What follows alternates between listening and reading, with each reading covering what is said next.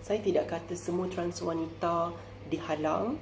Saya tidak kata keseluruhan trans wanita tidak boleh berjaya ke Menara Gading dan ke universiti ataupun college dan sebagainya. Tapi apa yang berlaku realitinya, terdapat juga trans wanita yang tidak dapat melanjutkan pelajaran, dan apabila mereka sedang melanjutkan pelajaran di pendidikan tinggi, mereka telah dicuba bermacam-macam cara untuk berhenti dari pengajian,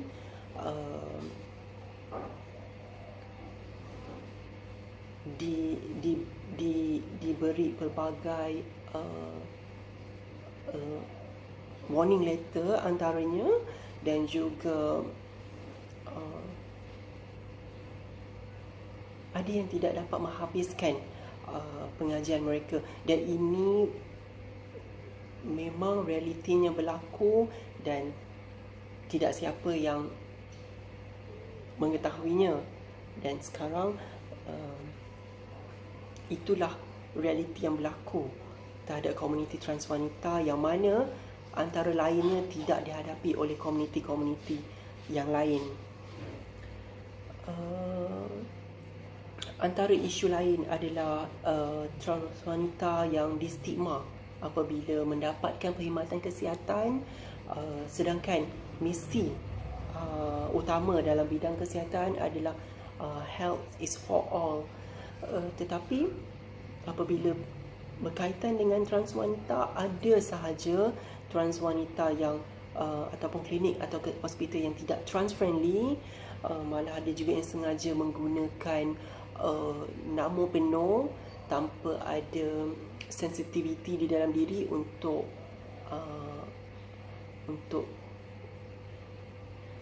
menggunakan pendekatan yang lebih sopan dengan trans wanita, seperti bertanyakan nama yang sepatutnya digunakan apabila dipanggil dan sebagainya. Dan uat juga menjadi salah satu isu yang dihadapi oleh komuniti trans wanita. Dan itu belum lagi termasuk lagi isu-isu baru, iaitu isu yang ke-9 tak silap saya adalah isu tentang pembelian perumahan. Maybe untuk certain trans wanita masih lagi boleh membeli apabila mereka mempunyai financial yang kukuh ataupun latar belakang kerjaya yang baik. Tapi bagi komuniti trans wanita yang hidup secara sederhana, ini realitinya. Ada juga trans wanita yang menghadapi apabila membeli rumah, permohonan mereka ditolak hanya kerana gender identity mereka. Dan rumah itu bukanlah rumah mewah ataupun rumah yang berkos tinggi, tapi kos tu adalah kos yang sederhana, kos yang mampu milik oleh setiap rakyat Malaysia. Tapi hanya kerana identiti gendernya, pihak terbabit telah mengakui mereka tidak akan meluluskan permohonan perumahan untuk komuniti trans wanita. Dan itu adalah benar-benar berlaku.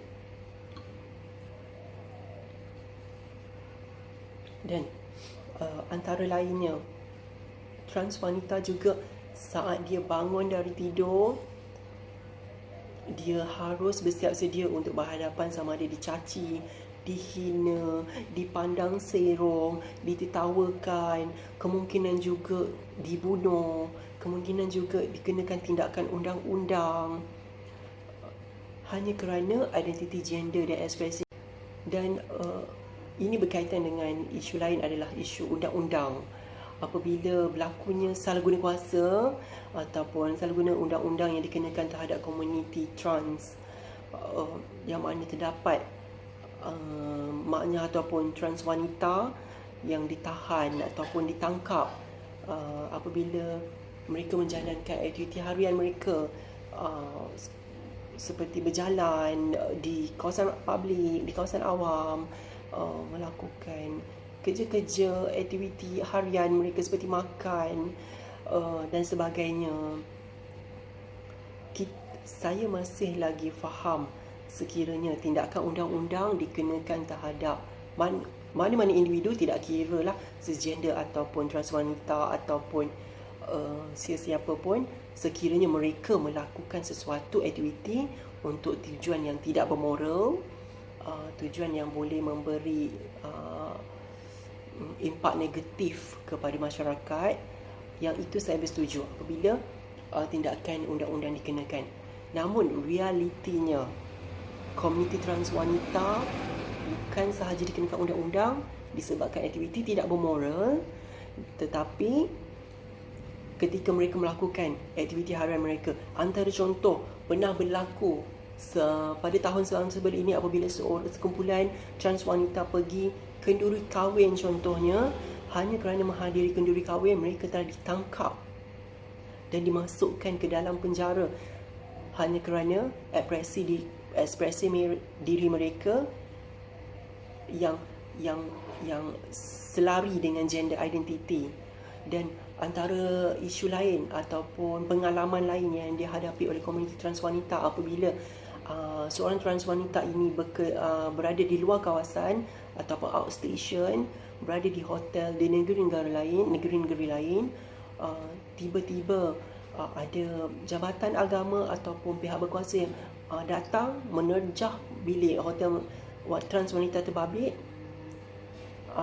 atas tujuan ingin memeriksa bahawa trans wanita ini telah melakukan sesuatu aktiviti tidak memoral, sedangkan tujuan trans wanita itu adalah untuk bekerja, sedang menjalankan tugas di luar kawasan,